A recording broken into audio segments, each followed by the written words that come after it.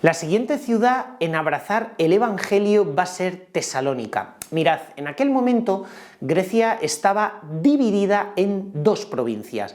La provincia de Acaya, con capital en Corinto, que era la tercera ciudad más grande del Imperio Romano, y la provincia de Macedonia, que, bueno, su demarcación englobaba todo el norte de la actual Grecia, y cuya capital era Tesalónica, en el Golfo del mismo nombre, una ciudad portuaria, rica, floreciente y la segunda ciudad más grande de Grecia después de Corinto.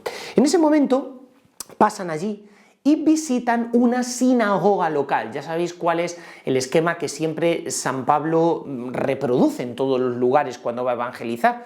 Primero predican las sinagogas a los judíos, que Jesucristo es el Mesías que ellos llevan siglos esperando, y después al mundo grecorromano, podríamos decir, al mundo pagano.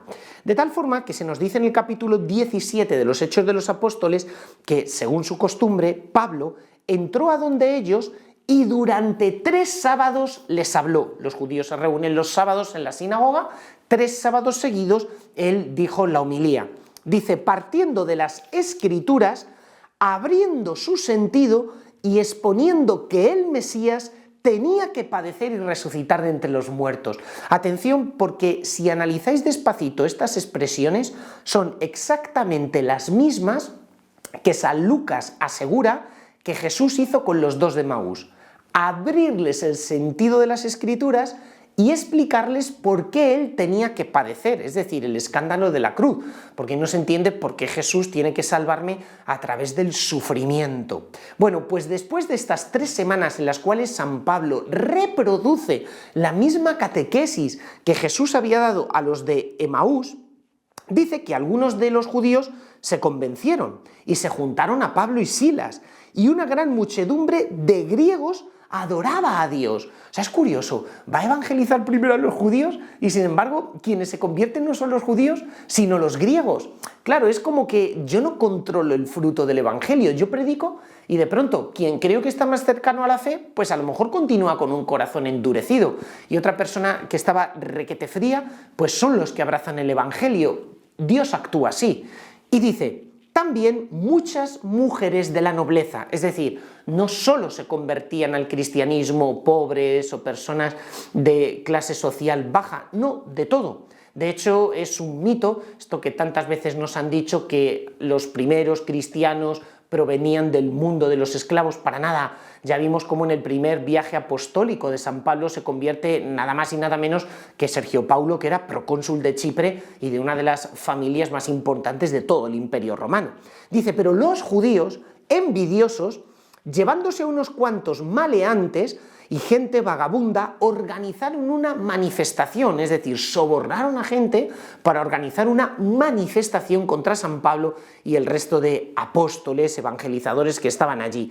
Alborotaron la ciudad y se presentaron en casa de Jasón e intentaban presentarlos al pueblo, es decir, arrastrarlos y colocarlos en el foro público para calumniarlos. Dice, al no encontrar a los apóstoles que se alojaban en casa de Jasón, arrastraron a Jasón y algunos otros cristianos ante las autoridades locales gritando, atención a la acusación, los que han perturbado todo el orbe han venido incluso aquí, Jasón les da hospedaje y todos ellos actúan contra los edictos del emperador diciendo que otro es rey, Jesús. 2 cosas me llaman la atención aquí. Los que han perturbado el orbe entero. En Filipos llamaron a los apóstoles alborotadores y aquí los que perturban el orbe entero. Significa, como nos ha repetido muchas veces el Papa Francisco, que los cristianos tienen que hacer lío. Y esto está justificado en los Hechos de los Apóstoles, donde les llaman perturbadores del mundo entero y alborotadores.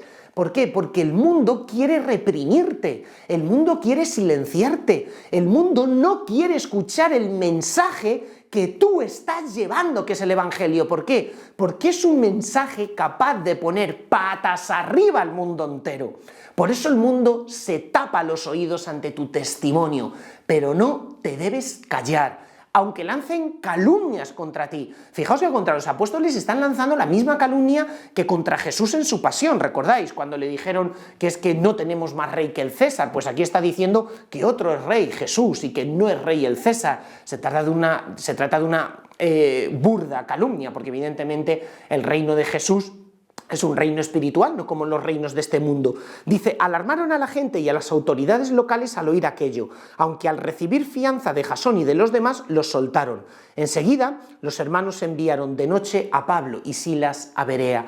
Es decir, al final tienen que pagar una fianza y tienen que escapar de noche. Pero lo más interesante es que los apóstoles no se desaniman, sino que van a la siguiente ciudad, siguiendo lo que era la vía Egnacia, que, bueno, atravesaba prácticamente todos los Balcanes, y llegan a una ciudad de Berea, vuelven a entrar a una sinagoga de los judíos y vuelven a ir a predicar, pero no ya 3 sábados seguidos, sino investigando diariamente las Escrituras.